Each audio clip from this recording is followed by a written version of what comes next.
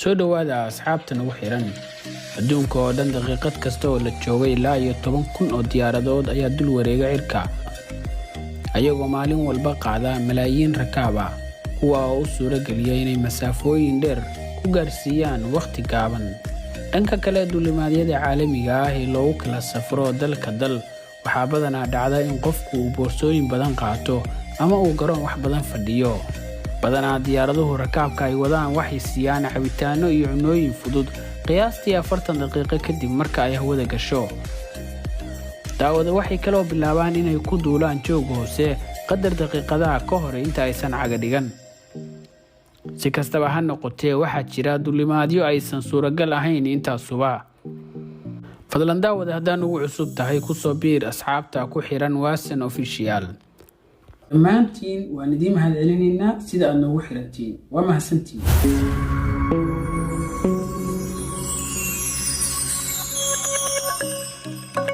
tusaale ahaan diyaaradda Logan Air ee Scotland ayaa samaysa duulimaadyada ganacsi ee ugu jadwalka gaaban caalamka taa oo isku xidha labada jasiiradood ee kala Westray iyo Baba Westray. masaafada u dhaxaysa waa in ka yar 3 kiiloomitir. duulimaadka labadan jasiiradood ayaa qaata qiyaastii qadar 47 ilbiriqsi oo kaliya ah. diyaaraddan ayaa qaada rakaab dhan 8 qof oo kaliya kuwa oo aan isku helin waqti ay isku bartaan ama ay ku sheekaystaan intay hawada ku jiraan.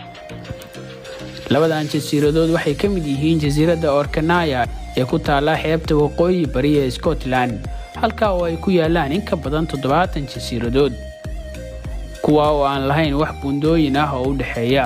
diyaaraddan sare jooggeedu kama badnaa 100 mitir taa oo dadka raaca ay ku raaxaysan karaan muuqaalada quruxda badan ee jasiiradahan Scotland.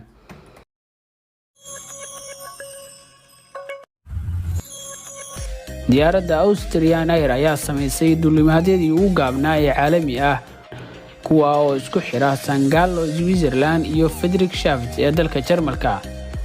ayaa isku jira masaafo dhan 20 kiiloomitir halka oo qofkii ku socda gaari xawaarihiisa ugu badan saacadii ay tahay 90 kiiloomitir uu ku gaari karo qadar 12 ilbiriqsi ah.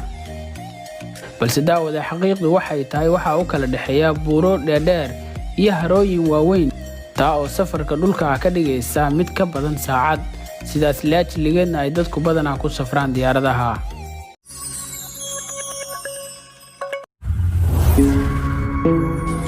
qaaradda yar duulimaadka isku xira Vienna Austria iyo Bratislava ee Slovakia ayaa kan ugu yar ee laba caasimadood.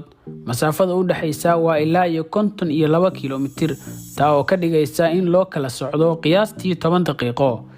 shirkadda diyaaradaha Flynik ee laga leeyahay dalka Austria ayaa qadkan bilowday sanadkii 2015. waxay samaysaa asbuucii 6 jeer duulimaadkan isku xira labadan caasimadood.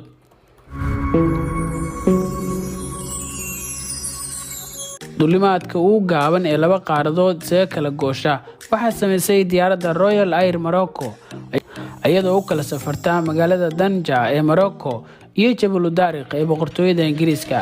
masaafada u dhaxaysa waa 68 kiiloomitir oo kaliya. dhanka kale qadkani wuxuu isku xiraa qaaradda Afrika iyo jasiiradda yar ee ku taala qaaradda Yurub.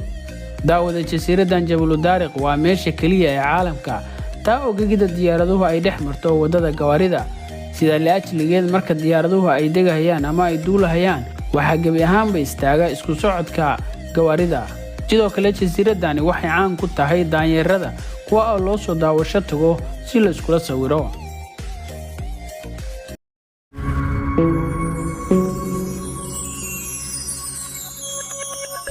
dalka Nepal garoonka diyaaradaha Lukla ayaa ah mid ka mid ah kuwa ugu halista badan caalamka. garoonkan ayaa leh runway-ga ama dhabaha diyaaraduhu ku duulaan ee ugu gaaban garoomada caalamka. dhirirka dhabaha garoonka ayaa ah 520 mitir halka baliciisuna uu yahay 20 mitir. haddii la barbar dhigo garoomada caadiga runway-goodu waa 2 kiiloomitir. garoonkan ayaan lahayn nalalka artifishaalka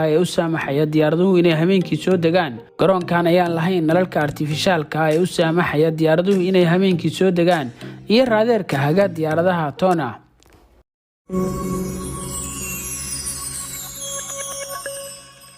jasiiradda San Martin masaafada ugu gaaban ee u dhaxaysa diyaaradaha degaya iyo dadka dhulka jooga. Daawada waxaan u dhaqaaqaynaa jasiiradda San Martin garoonkeeda diyaaradaha ee ugu weyn ee lagu magacaabo Caribe ee ku yaala xeebta Mahau. duulimaadyadu waxay ku duulaan sida ugu hooseysa ee suuragal ah, taa oo ka dhigaysa in diyaaradaha ku soo degaya garoonkan ay masaafo dhan 15 kiiloomitir oo kaliya u jirsadaan xeebta. badanaa rakaabka ay sidaan diyaaradahan degaya waxaa ka muuqda wajiyadooda argagax, halka dadka jooga xeebta ay sawirro xasuus leh oo cajaa'ib galaan. garoonka diyaaradaha ee duuliyayaal kooban kaliya ay u fasaxan yihiin. haddaba maxay tahay sababtu? garoonka caalamiga ee Barrow ee ku yaala boqortooyada Bhutan ee dhacda koonfurta Aasiya waxaa ku gadaaman in ka badan 20 buurood oo qaarkood dherer ahaan ay gaarayaan 5500 mitir. si ay u degto diyaaraddu waa in ay ka dhex baxdaa meel aad u ciriiri ah. dhanka kale daawada waxaan sahlanayn marka ay diyaaraduhu ka duulayaan. garoonkan ayaa sidoo kale ku yaala meel aad u sarreysa, sidaa darteed cimiladu waa mid badanaa aad u xun oo waxaa ka da'a roobab wata dabaylo aad u xooggan. duulimaadyada garoonkan waxaa sameeya oo kaliya shirkadda diyaaradaha ee Royal Bhutan Airlines ee lagu magacaabo Druk Air. daawada waxaa kaloo xusid mudan in 8 duuliye oo kaliya ay u fasaxan yihiin inay wax ka duuliyaan ama ku soo dejiyaan, maadaama uu ku yaalo meel aad u halisa oo uu yahay mid ka mid ah garoomada ugu halista badan caalamka. dhammaantiin waan idin mahadcelinaynaa sida aad noogu xirantiin. waa mahadsantiin.